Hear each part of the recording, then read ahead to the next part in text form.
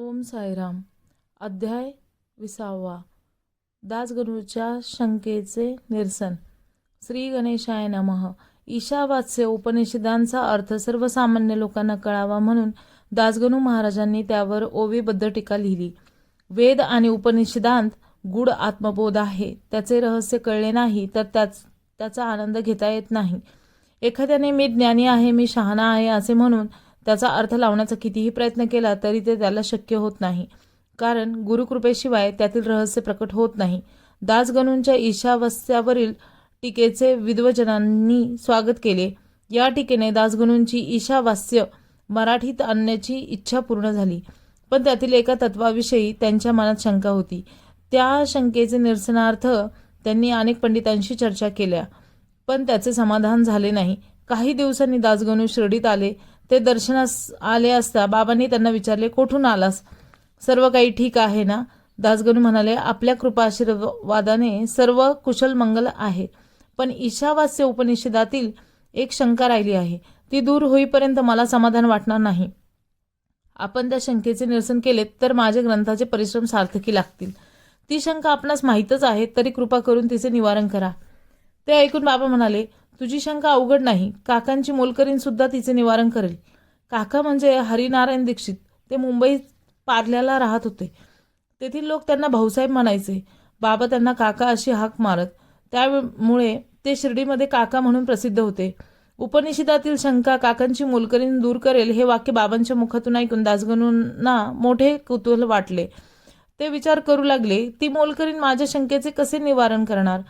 जे मला जमले नाही, जे विद्वजांना सांगता आले नाही, ते ती सांगणार हे मोठे आश्चर्यच म्हणायचे. पण बाबांचा शब्द म्हणजे ब्रह्मवाक्य. त्यांनी जे सांगितले तसेच होणार. तेव्हा आपण त्याची प्रत्यक्ष खात्री करून घेतलेली बरी. दासगणूंना शंका निवारण्याची उत्कंठा लागली होती. ते त्वरेने मुंबईस आले. पार्ल्याला काकासाहेबांच्या घरी मुक्कामास राहिले.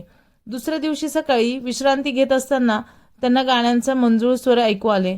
ते गीताचा अर्थ लक्षपूर्वक ऐकू लागले. त्यातून त्यांच्या शंकेचे समाधानकारक उत्तर मिळाले. ते अगदी प्रसन्न झाले. ऐकता ऐकता त्यांची तंद्री लागली. गाणे संपले तसे ते भानावर आले व स्वतःशीच म्हणाले, ही मुलगी आहे तरी कोण? हिच्या गायनाने ईशावास्य उपनिषदातील ती शंकाच दूर झाली. हिच्या असंस्कृत वाणीतील शब्दांनी श्रुतीच्या अर्थाची खूण पटवली. मला पडलेले कोडे तिने सहज उलगडून दाखवले. तिला आपण पाहिलेच पाहिजे. ते उठून बाहेर आले. त्यांना कुणब्याची एक मुलगी काकांच्या मोरीवर भांडे घासताना दिसली. फाटक्या वस्त्रातील त्या मुलीला पाहून त्यांना वाईट वाटले. त्यांनी मोरेश्वर विश्वनाथ प्रधान यांना तिच्यासाठी नवीन कपडे आणावयास सांगितले. ते त्या मुलीला दिले. ते कपडे पाहून तिला खूप आनंद झाला. दुसऱ्या दिवशी नवीन कपडे घालूनच ती काकांकडे आली आणि खूप खेळली. त्यानंतर तिसऱ्या दिवशी ती पुन्हा फाटके कपडे घालूनच कामाला आली. त्यावेळी नवीन कपडे घातल्यावर तिच्या चेहऱ्यावर जो प्रसन्नतेचा भाव होता तसा आत्ताही होता. कपडे बदलले तरी तिच्या आनंदात काही फरक पडला नाही. तिला सुखदुःखात सारखीच समाधानी पाहून दासगणूंना या सर्व मनाच्या भावावस्था आहेत. मन हे सुखदुःखांना कारणीभूत आहे याची खूण पटली. ईशावास्यांचे रहस्य तिच्या कृतीतून अधिक चांगले कळले. श्री बाबांची दासगणूंना उपनिषदातील शंकेचा अर्थ सहज सांगितला असता, पण शब्दांनी कितीही सांगितले तरी तत्वबोध होत नाही. तेथे प्रचितीच यावी लागते. ती येण्यासाठीच बाबांनी त्यांना दीक्षितांकडे पाठवले होते. अध्याय 20 समाप्त. ओम साईराम.